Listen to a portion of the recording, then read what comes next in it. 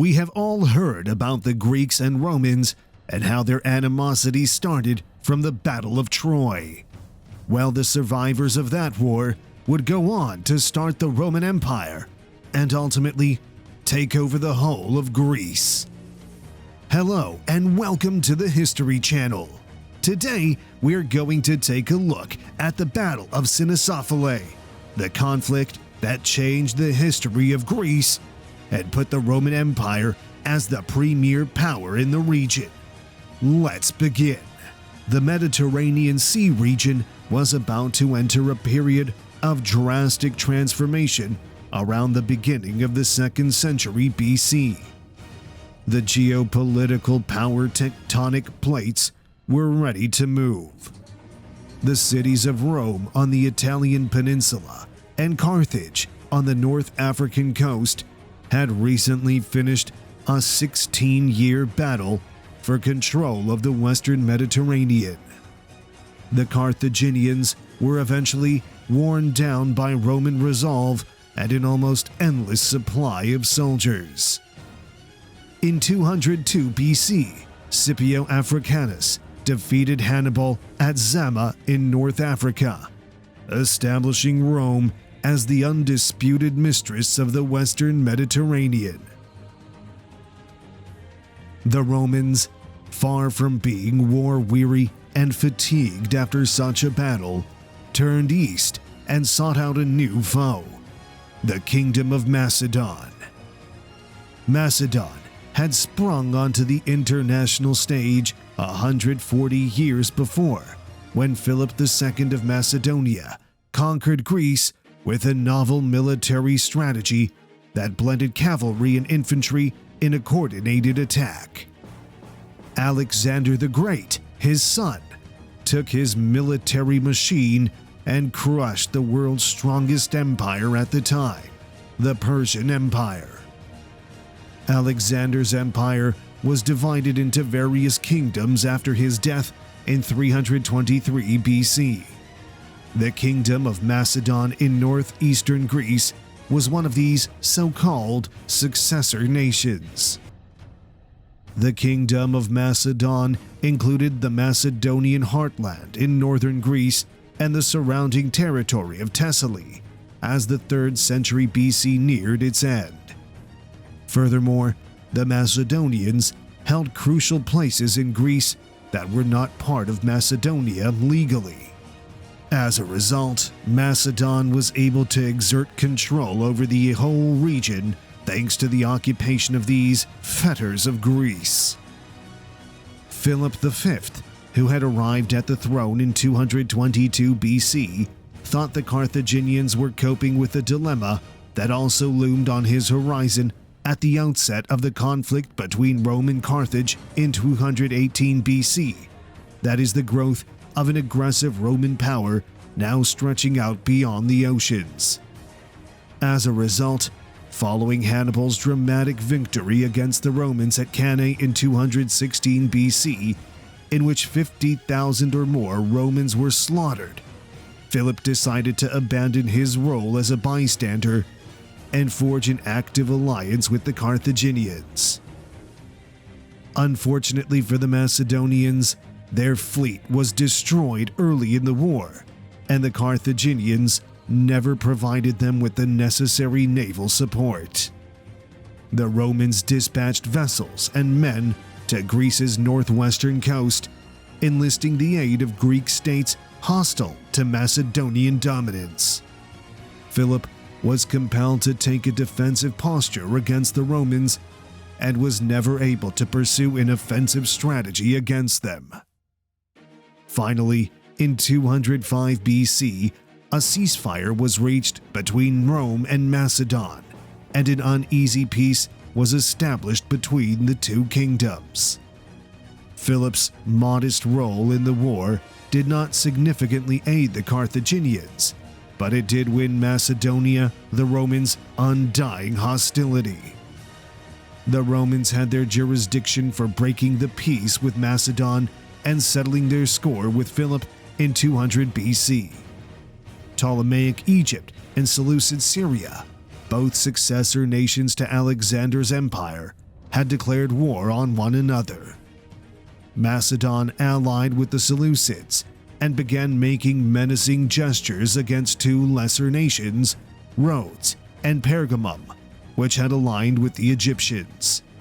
These states sought assistance from Rome.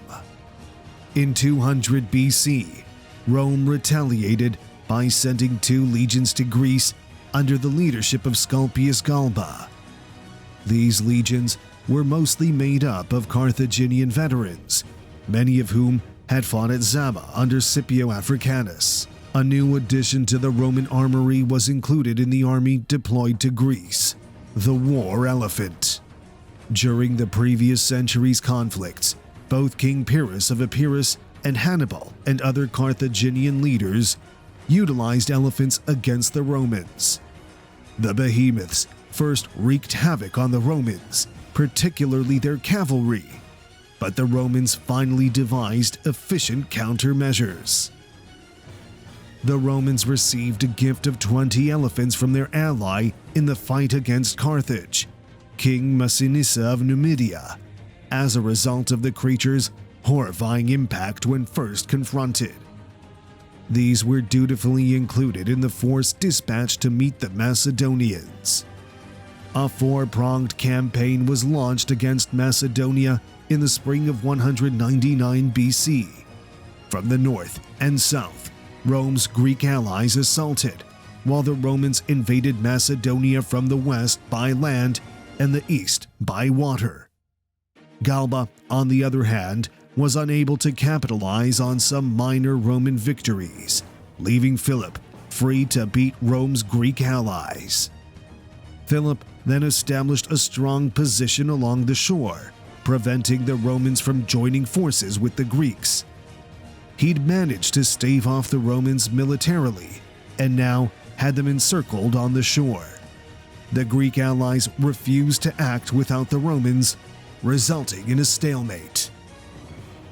With the advent of Titus Quinctius Flamininus in Greece to lead the Roman legions in 198 BC, the situation changed radically. Flaminius was just 29 years old and was forceful and diplomatically talented, and he saw himself as the future liberator of Greek culture from the Macedonian yoke. Flaminius met with Philip upon his arrival in Greece to discuss peace conditions. Rome wanted Macedonia's total departure from all of Greece, including the Macedonian homeland. Flaminius quickly launched a military attack when Philip stormed out of the conference. Flaminius turned the Macedonian position with a maneuver that echoed the Greek defeat at Thermopylae 280 years before. He learned of a path leading to Philip's army's rear across the mountains. While half of the Roman force fought the Macedonians in the front, other Roman soldiers went up the mountain road and attacked them from behind. The Macedonians fled in chaos, but Philip rallied them and led them to the Vale of Tempe in eastern Greece in an orderly retreat. Flaminius marched his army south with a very definite purpose in mind: the annihilation of the final traces of Macedonian support in Greece, while the Romans' Greek allies attacked central Greece. Almost all of Philip's supporters in southern Greece deserted him due to Flaminius's diplomatic skill and, most crucially, the frightening presence of the Roman army. This intimidation reached its pinnacle when a troop of Romans was dispatched to the Theban assembly to observe the vote on supporting Philip. The Romans were joined by 4,000 heavy infantry and 1,000 heavy cavalry from their Greek allies in the spring of 197 BC.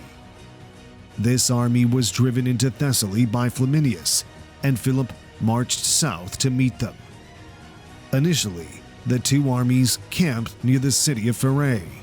Philip, on the other hand, began to have difficulty feeding his soldiers, and the little town of Scotusa, with its vast grain reserves, called to him.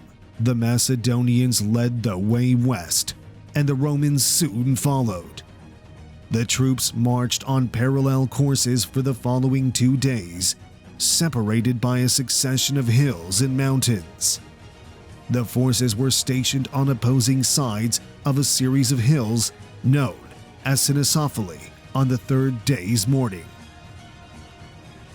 It was raining heavily, and the entire region was blanketed in dense fog. Fearing an ambush, Flaminius ordered the Roman soldiers to stay in camp. Philip's dread of being ambushed, on the other hand, was overshadowed by his men's hunger. He gave the Macedonians orders to keep moving towards Scotusa. However, Philip rapidly realized that the fog was so dense that advancing his army through it was no longer just a calculated risk, but bordered on recklessness. Philip, deciding that death was preferable to hunger, ordered the Macedonians to set up camp. One concession was made to Philip's men's hunger. Half of his heavy soldiers, known as phalangites, were allowed to go scavenging for food in the countryside surrounding the camp. To mitigate the risk of this attack, he dispatched his light infantry and half of Macedonian cavalry to the summit of Cynoscephalae to occupy the mountain and track down the Romans. Flaminius, on the other side of the slope, decided to investigate the Macedonians' whereabouts. On a reconnaissance operation, he dispatched 1,000 light soldiers and 300 Roman cavalry to the top of the slope. The light infantry units of both armies collided in the fog on the top of the slope, sparking a chaotic battle.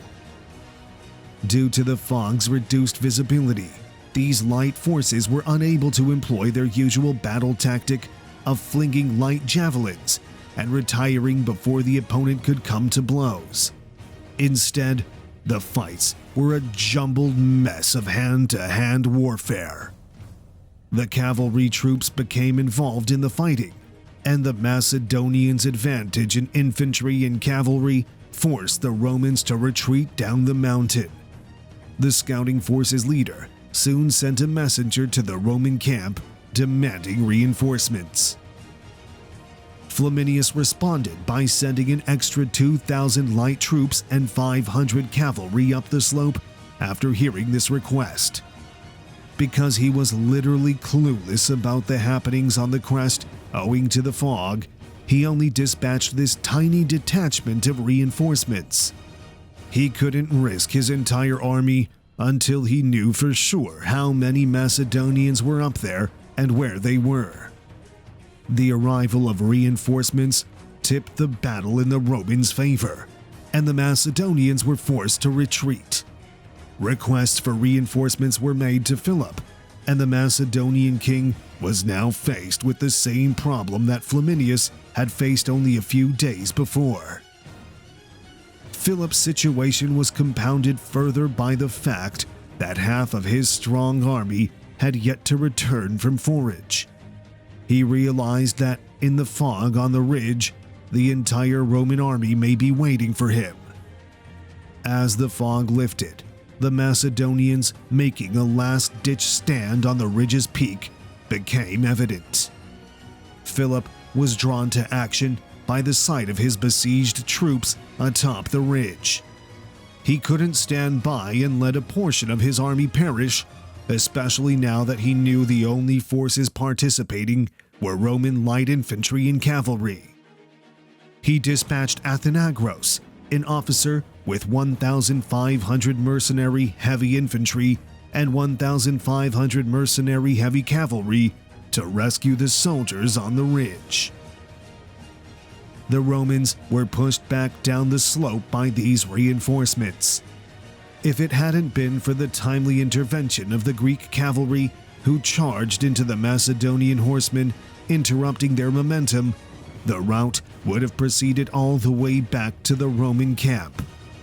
After then, the war became a stationary battle on the plain near the Roman camp. The appearance of such a large force of Macedonians near the Roman camp persuaded Flaminius that the legions were ready to fight. he marched the Romans and allies out into the field and formed a battle line, with his 20 war elephants in front of the right wing. The Macedonians were forced to retreat due to the legion's approach.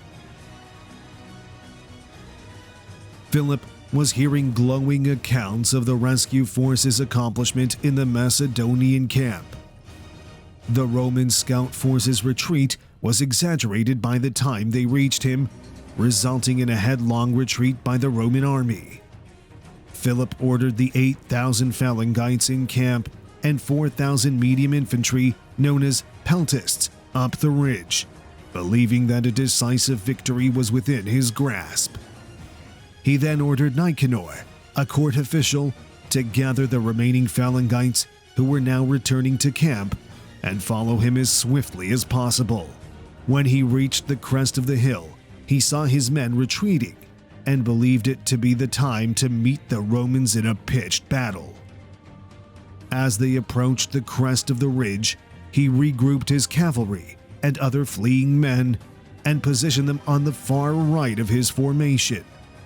He built up his peltasts to the left of the peltasts and then made up his phalangites to the right of the peltasts.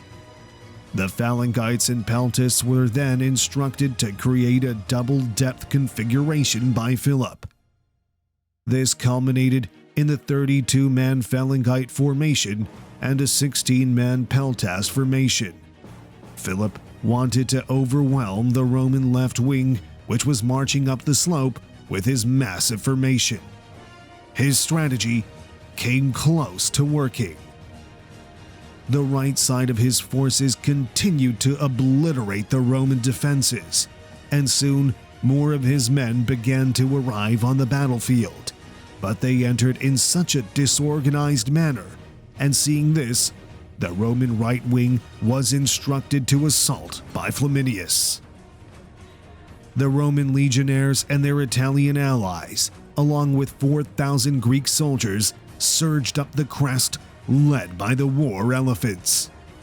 The phalanxes had never gotten into the right position, and the elephants were simply too much for them.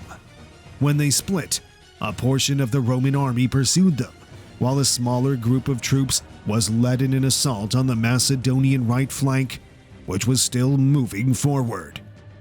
The Roman counteroffensive was a resounding success. Phalangites wore thick helmets and were solely focused on moving forward, so an attack from behind would have come as a complete surprise. Over 5,000 Macedonians died on the battlefield, with another 1,000 taken. Around 2,000 soldiers were lost by the Romans. Philip was forced to accept a very harsh peace treaty, and his armies had to withdraw from regions that were not under Macedon. So that was it for today, folks. Hope you enjoyed this video. Do not forget to subscribe to our channel and do hit the bell icon to receive instant notifications from our side. See you soon in the next video.